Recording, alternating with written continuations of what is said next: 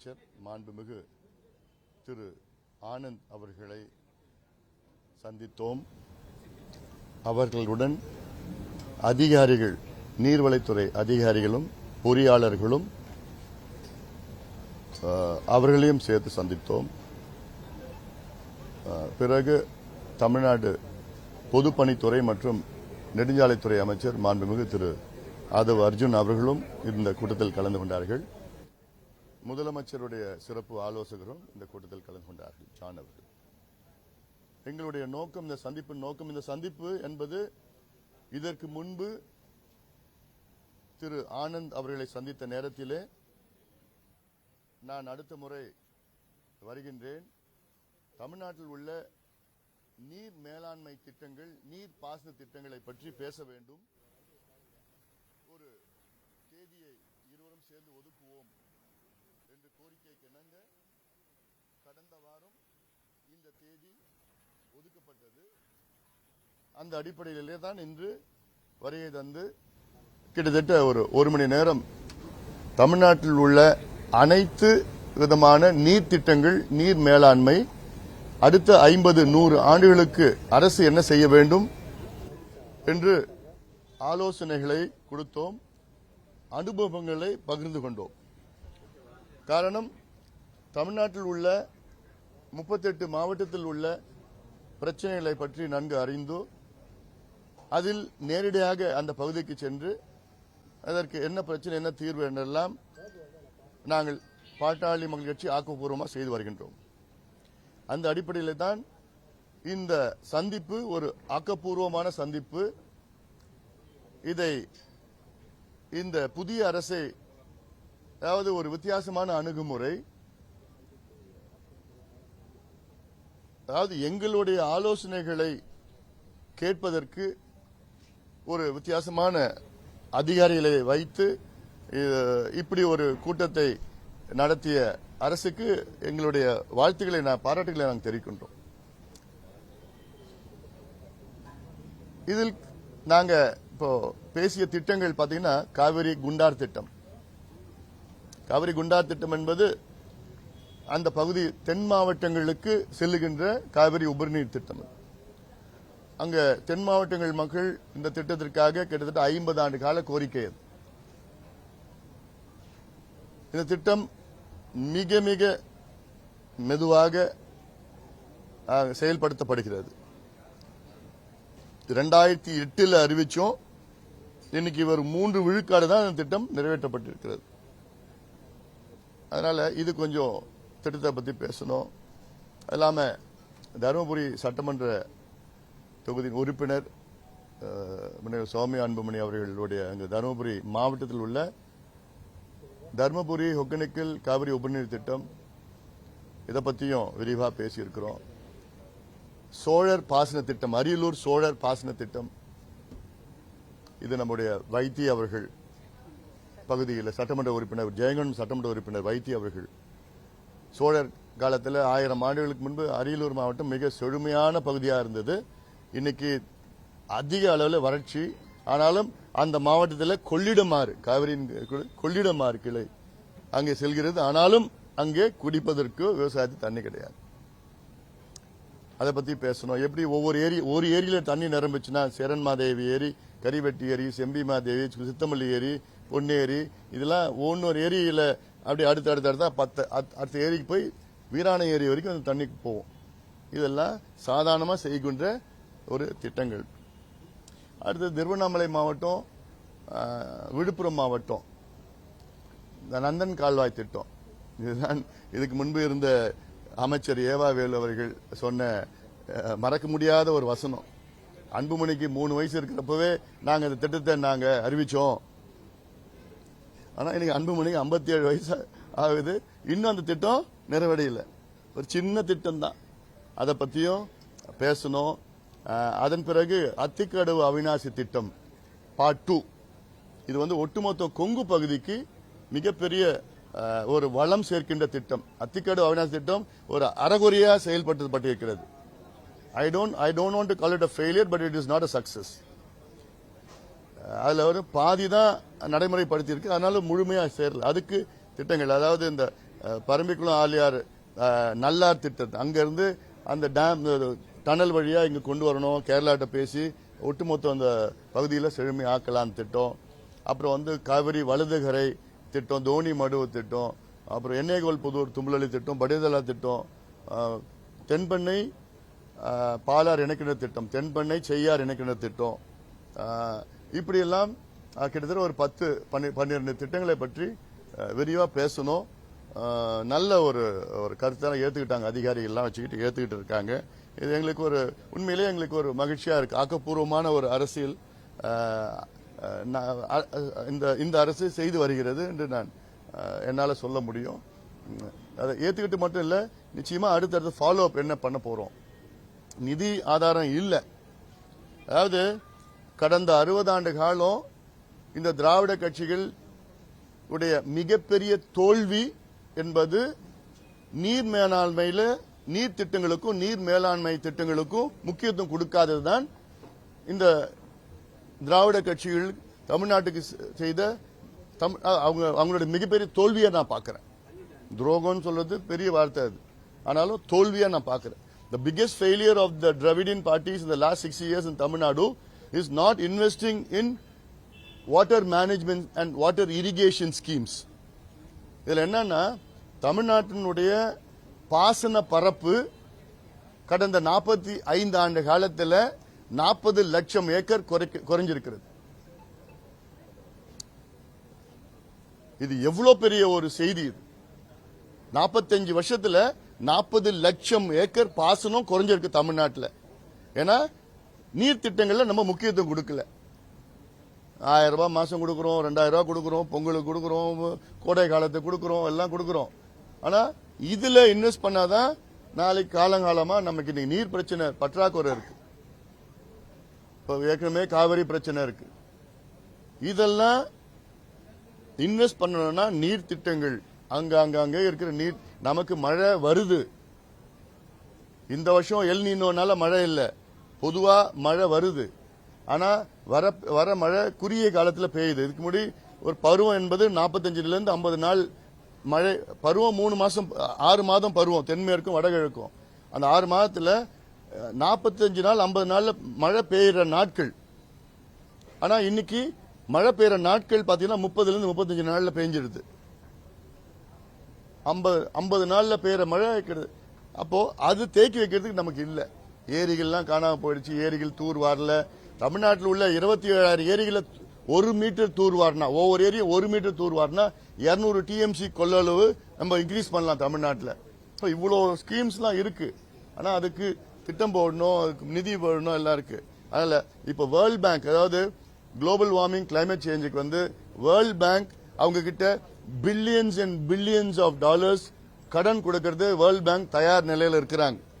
ATP bank, BRICS bank, Asian bank, new development bank, இவ்வளவு banks எல்லாமே இந்த mitigation adaptation சொல்றது, காலநிலை மாற்றம், கிளைமேட் சேஞ்ச், இதுக்கெல்லாம் தயார் நிலையில் இருக்காங்க கொடுக்கறதுக்கு.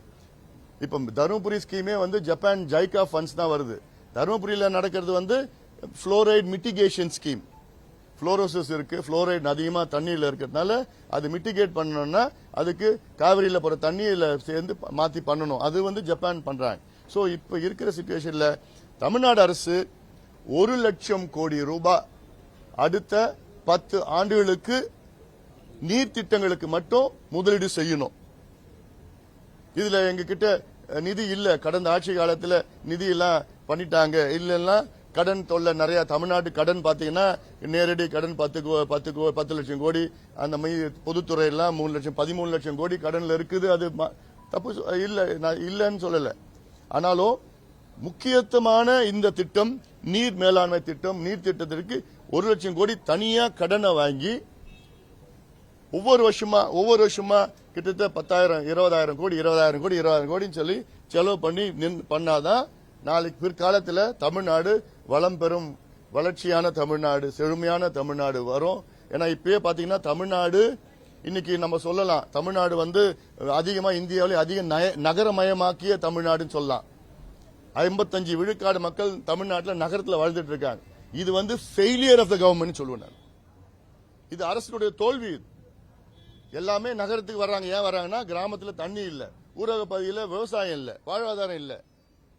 அந்த தண்ணியை பரவலா எல்லா மாவட்டத்துக்கும் எல்லா பகுதிகளுக்கும் பரப்புனா நகரத்திலிருந்து மறுபடியும் கிராமம் நோக்கி போகணும், ரிவர்ஸ் மைக்ரேஷன் செய்யணும். அதான் ஒரு அரசுக்கு ஒரு சக்சஸ். அது இதெல்லாம் பல நல்ல ஆக்கப்பூர்வமான திட்டங்களை நாங்கள் சொல்லியிருக்கிறோம். அது கேட்பாங்க. அடுத்தது காவிரி. அதான் காவிரி பிரச்சனையை பற்றியும் பேசணும், இந்த மேகதாது பற்றி பிரச்சனையை பேசணும். இந்த மேகதாது இப்போ 4 நாட்களாக நான் ஒரு தமிழ்நாட்டில் ஒரு விழிப்புணர்வு பிரச்சாரம் மேற்கொண்டேன். மேகதாது அணை கர்நாடகாவில் கட்டக்கூடாது, ஏன்னா இது தமிழ்நாட்டுக்கு மிகப்பெரிய ஒரு பாதிப்பு வரும். நடுவர் மன்றம் இறுதி தீர்ப்பு, உச்சநீதிமன்றம் தீர்ப்பு அத்தனையும் எதிரான இந்த மேகதாது அணை. ஏன்னா உச்சநீதிமன்றம் தெளிவாக சொல்லியிருக்கிறாங்க, 2033 வரைக்கும் எந்த அங்க கட்டுமானங்கள் வரக்கூடாது, அக்ரிமெண்ட் மாசம் இவ்வளவு தண்ணி விடணும்னு இருக்கு.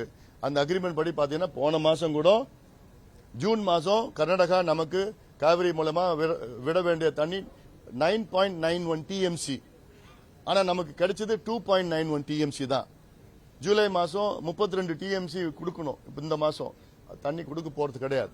மேட்டூர் அணையில 93 டிஎம்சி கொள்ளளவு கொண்ட மேட்டூர் அணை இன்னைக்கு 40 டிஎம்சி தான் தண்ணி இருக்கு. அந்த தண்ணி குடிக்கிறது தான் பயன்படுத்த முடியும். சம்பாவுக்கு குறுவைக்கு சாகுபடி தண்ணி ஜூன் 12 டேம் திறக்கல, ஏன்னா தண்ணி இல்லை.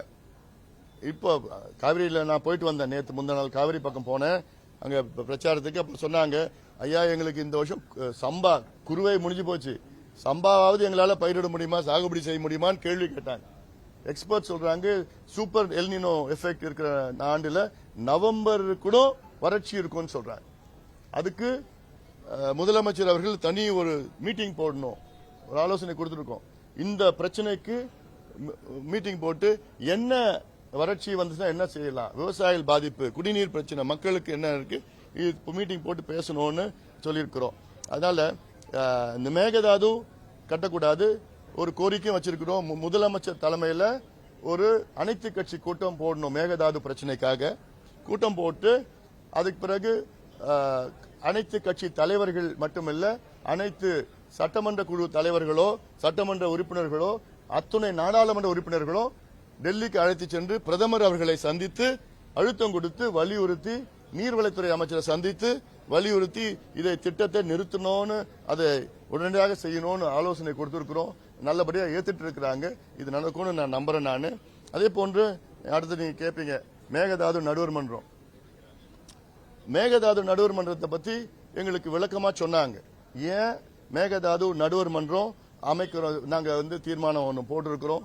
இது திடீர் என்று வந்தது கிடையாது. இது கடந்த காலத்திலையும் அவங்க சொல்லியிருக்கிறாங்க. கான்ஸ்டிடியூஷன் நீதி உச்சநீதிமன்றம் சிறப்பு வழக்கறிஞர்கள்லாம் இதுல நடுவர் மன்றம் நம்ம கேட்டாதான் அதற்கு கால அவகாசம் நீடித்து போலும் அப்படிலாம் சொல்லி விளக்கம் சொன்னாங்க.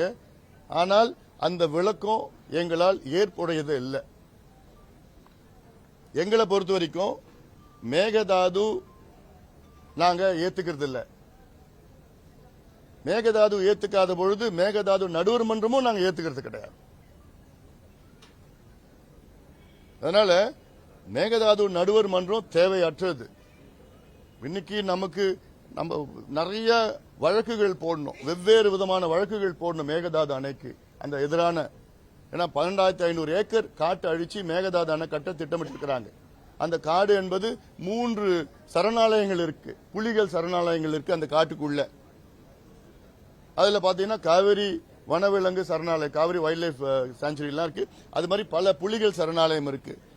நூற்றுக்கணக்கான புலிகள் இருக்கு, ஆயிரக்கணக்கான யானைகள், சிறுத்தைகள், கரடிகள், 4 கொம்பு மான்கள் இருந்து மகாசீர் மீன், பல வகையான மரங்கள், 300 வருஷம் பழமையான மரங்கள் எல்லாம் அவ்வளவு மரங்கள் இருக்கு. எல்லாத்தையும் அழிச்சுதான் அவங்க அந்த மேகதாது கட்ட போறாங்க. அதனால ஒவ்வொரு திசையிலும் வழக்கு போடணும். பயோடைவர்சிட்டி ஆக்ட் இருக்கு.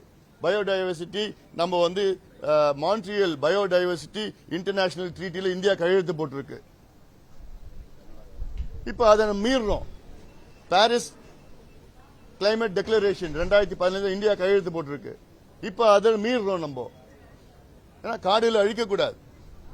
அதே போன்று எத்தனை எக்காலஜி, ஃபாரஸ்ட், இரிகேஷன் ஸ்கீம்ஸ், ஒவ்வொரு விதமான பல வகையான கேஸ் வழக்கு போட்டு பண்ண.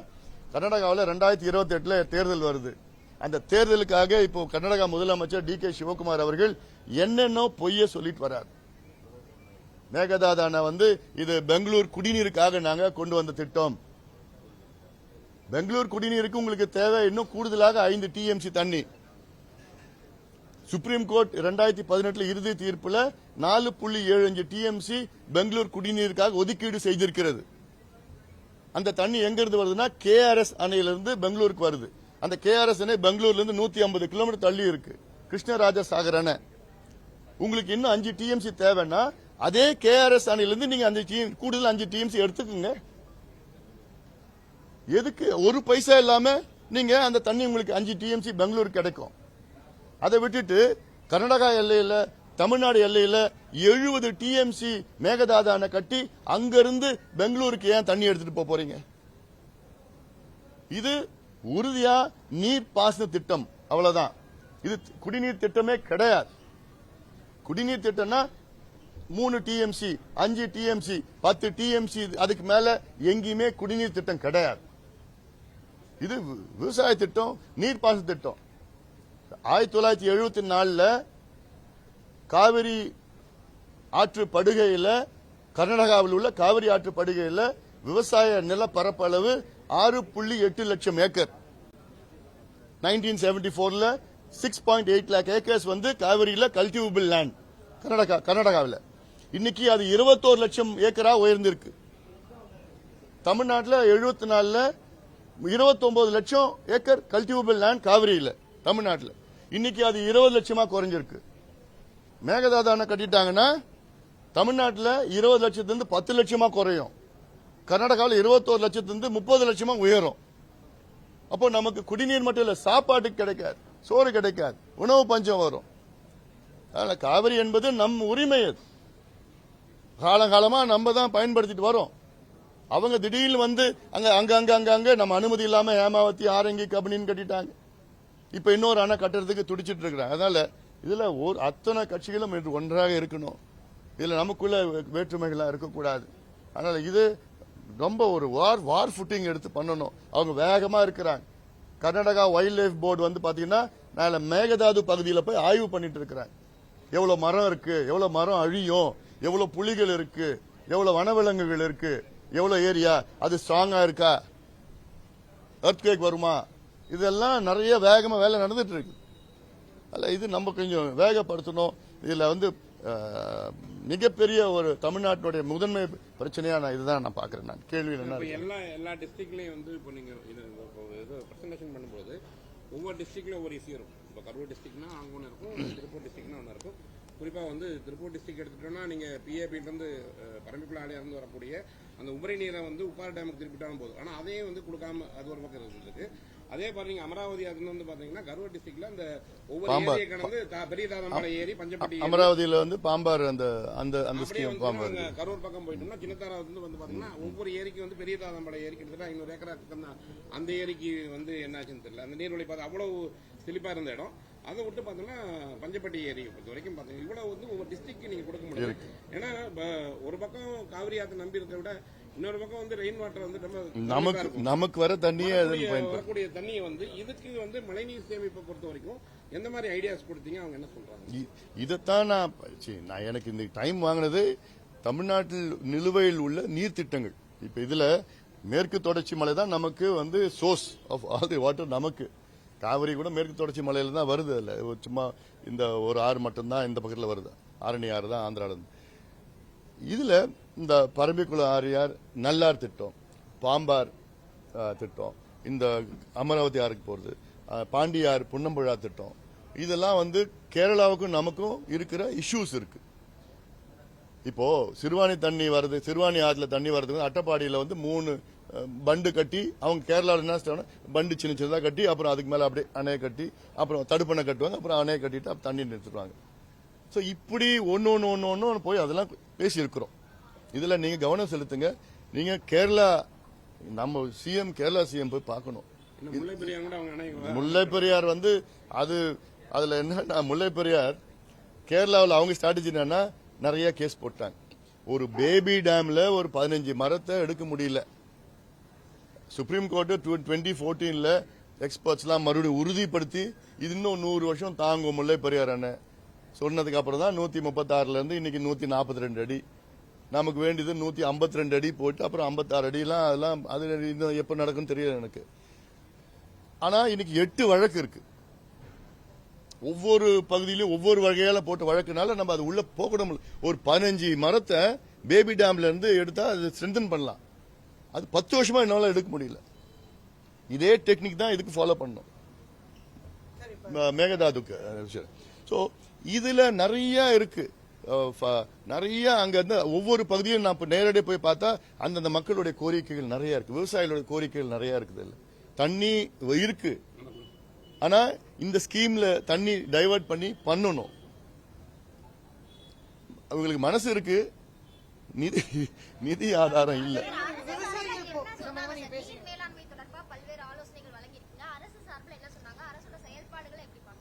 இல்ல, இந்த நீர் மேலாண்மை திட்டங்களுக்கு நிச்சயமா இப்ப இருக்கிற அரசு முக்கியத்துவம் கொடுக்கும். அதே வேளையில நிதி ஆதாரம் அது இப்போதைக்கு சரியான சூழல் இல்ல.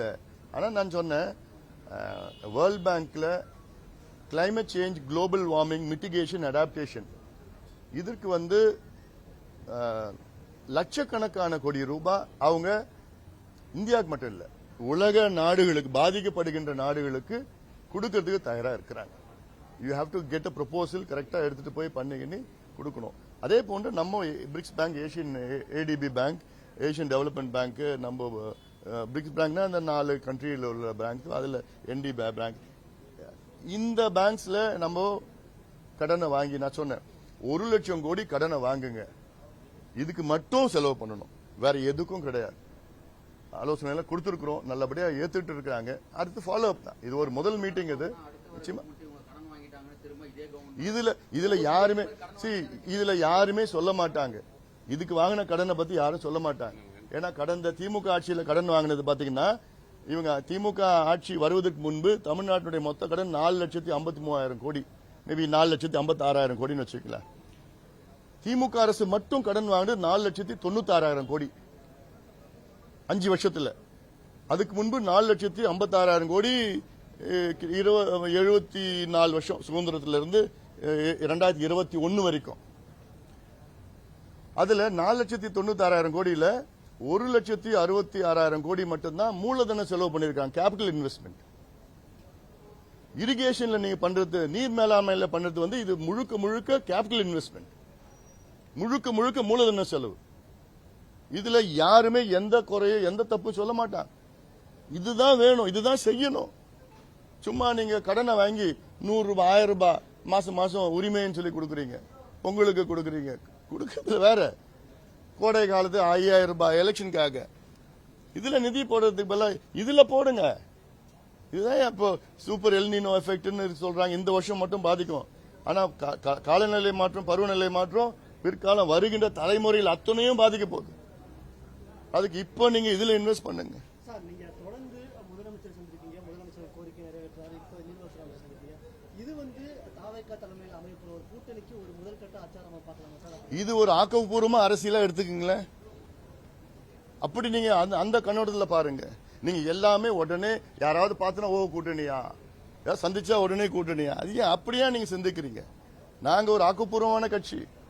எங்களுக்கு யோசனைகள், ஆலோசனைகள் எவ்வளவு நாங்க வழங்கிட்டு வரோம். கடந்த காலத்துல இப்போ காவிரி டெல்டாவை பாதுகாக்கப்பட்ட வேளாண் மண்டலமா அறிவிக்கணும்னு அந்த முதல் வார்த்தை நான் தான் சொன்னேன், 2015 சொன்னேன். எங்க தேர்தல் அறிக்கையில நாங்க போட்டோம். அப்புறம் ஒரு துண்டு பிரசுரம் கொடுத்து போராட்டம் பண்ணோம், விழிப்புணர்வு ஏற்படுத்தும். 5 நாள் நடைப்பயணம் மேற்கொண்டேன். எல்லா கட்சிகளும் பார்த்து கொடுத்தேன். நான் மாநாடு நடத்தினோம், பிரஸ் மீட்டை சொன்னோம். கிட்டத்தட்ட முன்னாள் முதலமைச்சர் எடப்பாடி பழனிசாமி பல முறை சந்திச்சேன். கடைசியா சந்திக்கிறப்போ சொன்னேன், வரலாற்றில் உங்க பேர் வரணும், தயவு செய்து இந்த சட்டம் கொண்டு வாங்கன்னு கொண்டு வந்தாங்க. அப்போ 2015 என்னுடைய பிரச்சாரத்தை தொடங்கி இந்த பேர் காவிரி பாதுகாக்கப்பட்ட காவிரி வேளாண் மண்டலம், அந்த பேரை நான் தான் வச்சது. 15 தொடங்கி 20 அதுக்கு முடிவு வந்துருச்சு. 5 வருஷத்துல முடிவு வந்திருக்கு. சோ அதே போன்றுதான் இப்போ இருக்கிற அரசுக்கும் நாங்க ஆக்கப்பூர்வமான யோசனைகளா சொல்றோம். நானே சொல்லக்கூடாது. விவசாயிகள் தொடர்ந்து போராட்டங்களை பண்ணிட்டு இருக்காங்க. இந்த கடன் இப்ப அவருடைய துறை கிடையாது இது. ஆனாலும் அது சொல்லியிருக்கிற விவசாயிகளுடைய அவங்களுடைய கோபம், அவங்களுடைய எண்ணம், அவங்களுடைய உணர்வை மதிக்கணும். ஏன்னா அதெல்லாம் நம்ம இன்னைக்கு காலையில கூட ஒரு விவசாயி போராட்டத்தில் கலந்துட்டு இன்னைக்கு இறந்துட்டாரு. அதுக்கும் நான் ஒரு ஸ்டேட்மெண்ட் கொடுத்துருக்கேன். விவசாய குடும்பத்துக்கு 25 லட்சம் நிதி கொடுக்கணும். அந்த குடும்பத்துக்கு எங்களுடைய அனுதாபங்கள் சொல்லி இல்ல. இந்த கடன் விவசாயிகள் பெற்ற கடனை வந்து தமிழக அரசு கூட்டுறவு வங்கி கடன்களை இந்த பாரபட்சம், இந்த நேரம் காலம் 10 மாசம், 1 வருஷம், 2 வருஷம் இல்லாம குறு சிறு விவசாயிகள் அத்தனை பேருக்கும் கடன் தள்ளுபடி செய்யணும். ஏன்னா இது சூப்பர் எல்னினோ ஆண்டு. இன்னும் கடன்ல தள்ளப்படுவார்கள். கடந்த கால கடனே எங்களால கட்ட முடியல.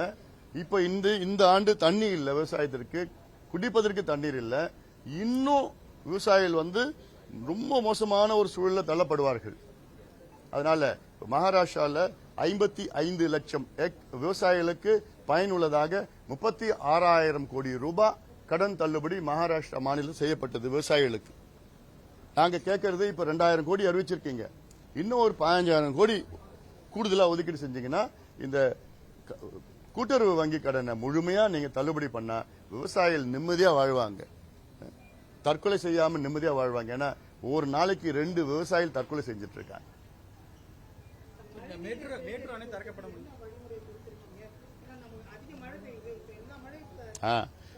இப்ப என்னன்னா நான் சொன்னது தமிழ்நாட்டில் 42,000 ஏரி இருந்தது. இன்னைக்கு மிச்சம் வச்சிருக்கிறது வந்து மொத்தம் 27,000 தான். 15,000 ஏரி க்ளோஸ் பண்ணிட்டாங்க. இந்த 2 பேரும் சேர்ந்து 60 ஆண்டு காலமா இருக்குது 27,000. அதுல 2 வகையானவர். ஒன்னு, ஒவ்வொரு ஏரியும் 1 மீட்டர் தூர்வாரினா, தமிழ்நாட்டில் இருக்க 27 ஏரியில ஒவ்வொரு ஏரியும் 1 மீட்டர் தூர்வாரினா 200 டிஎம்சி நீரை தேக்கி வைக்கலாம். 200 டிஎம்சி. காவிரியிலிருந்து நமக்கு கிடைக்கிறது 177 டிஎம்சி தான் கர்நாடகாவில். தமிழ்நாட்டில் நொய்யல் ஆறு, பவானி ஆறு, அமராவதி ஆறு, பாலார்னா இந்த பர்கூர் இந்த மலையில பாலார், மேட்டூர் டேம் பாலார், இந்த பாலார் இது வழியா வரது எல்லாமே ஒரு 250 டிஎம்சி வருது எல்லாரும் இருக்கு. சோ ஒன்னு, சோ இதை செய்யணும். உணர்வுபூர்வமா தூர்வாரணும், சரியா தூர்வாரணும், கணக்கு காமிக்க கூடாது. நான் கடந்த ஆட்சி காலத்துல நான் பார்த்தேன் 80 லட்சம் தூர்வாரத்துக்குன்னு பில்லு 2 லட்சம் ரூபாய் செலவு பண்ணுவோம்.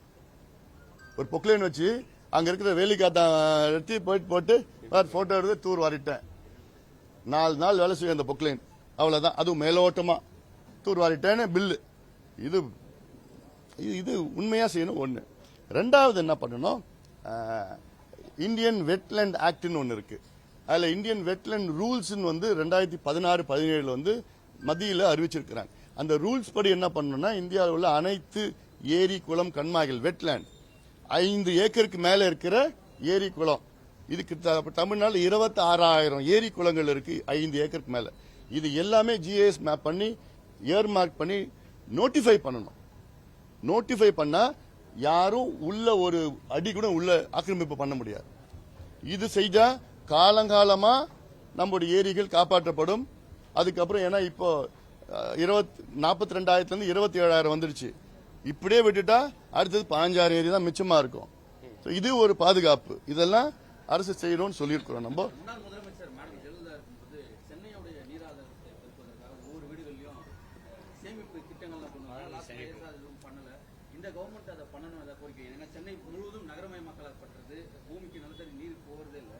பல இடங்களில் சிமெண்ட் ரோடு தான் இன்னும் மாநகராட்சியில் போடப்பட்டிருக்கு. இந்த நிலையில் அதை மீண்டும் திட்டத்தை கொண்டு வரணும்னு அரசுக்கு ஏதாவது கோரிக்கை வைக்கிறீங்களா? 2001 வந்து முன்னாள் முதலமைச்சர் ஜெயலலிதா அம்மையார் அவர்கள் அவங்க ஆட்சி காலத்தில் ரெயின் வாட்டர் ஹார்வெஸ்டிங், மழை நீர் சேகரிப்புன்னு சொல்லிட்டு கொண்டு வந்தாங்க.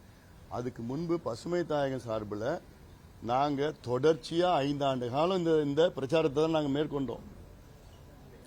அந்த கிரெடிட் எங்களுக்கும் சேரும். இன்னும் ஆட்சி அதிகாரம் வரல. ஆட்சி அதிகாரம் வருவதற்கு முன்பாக இவ்வளோ திட்டங்களை நாங்க ஒவ்வொரு அரசுக்கும் ஆலோசனைகளை வழங்கிய பிறகுதான் அவங்க ஒன்னும் நடைமுறைப்படுத்திட்டு இருக்காங்க. ஆனா எங்களுக்கு என்னன்னா, எங்களுக்கு ஒரு திருப்தி என்னன்னா, தமிழ்நாடு மக்கள் பயன்படுறாங்க. So Tamil Nadu wins finally. யார் செஞ்சாலும் என்ன, எங்களால முடியலையா, அரசு யார் இருக்காங்களோ செய்யட்டோன்னு இருக்குதால. இது அவசியமானது. சென்னை மட்டும் நிச்சயமா செய்யணும், நிச்சயமா அது வேகப்படுத்தணும், உறுதிப்படுத்தணும். ஏன்னா சென்னையில் ஒரு போர்லயோ ஒரு கிணத்துல கூட நல்ல தண்ணி இல்லை, எல்லாம் பிராக்கிஷ் வாட்டர், செலைன் வாட்டர் எல்லாம் ஆயிடுச்சு, அது எல்லாம் உள்ள வந்துடுச்சு, எல்லாம் இருக்குது அதில். அதனால ரீசார்ஜ் அவ்வளோவா செய்யணும். ஹார்வெஸ்டிங் நம்மளுடைய ஏரிகள் இருக்கு, ஆறுகள் இருக்கு, ஆடியார் ஆறு, கூவம் ஆறு, கொசஸ்தலை ஆறு, பள்ளிக்கரணை சதுப்பு நிலம் இருக்கு.